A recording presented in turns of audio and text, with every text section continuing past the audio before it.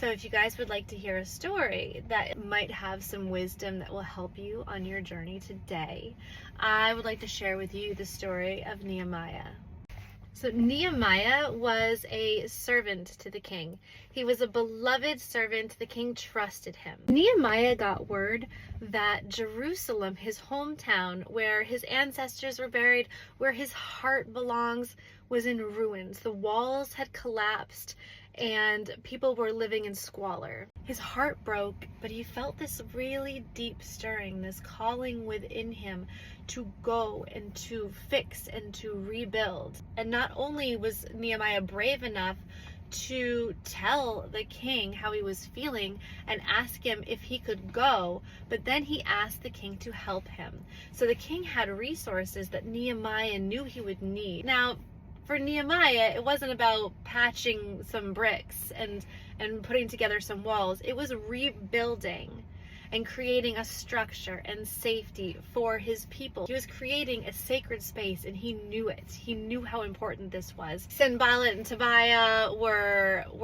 setting up all of these different ways to distract them. And the people started to feel scared. They had to build a wall with one hand and have weapons in the other hand. The strong leadership of Nehemiah, he was not only the mastermind behind it, but he motivated the people to stay focused, to not let the distractions and the negativity of how bad their situation really was, to not give that any energy and to just keep working. We are rebuilding our sacred space. And remember that when momentum shows up, resistance does too. And anyone and any part of you that does not want to see you grow and succeed is going to push back and try to keep you small. Just remember, stay on your wall.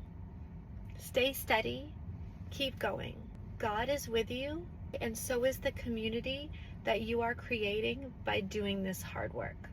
Before any of this rebuilding happens, he grieves. Remember, he cries. He lets himself feel the loss. He doesn't stay there though. So we remember that grief is part of the rebuilding, but it is not the end of the story. If you're rebuilding anything right now, your confidence, your home, your sense of safety, your purpose, I want you to see yourself in Nehemiah's story. Your heart was stirred for a reason. And resistance does not mean that you should stop. It just means that the work you're doing really matters. A lot more than you think it does. For more people than just you. And for a lot longer than just right now. After Nehemiah rebuilt Jerusalem, that is where Yeshua, Jesus, came. And that was, kind of a big deal. Grounding Christ consciousness into the entire planet. You might be on to something. Maybe the work that you're doing on yourself right now is that big. So keep building. Don't get off your wall. Feel the feels, but don't unpack and stay there. You're building something amazing, and I'm so proud of you, and I love you.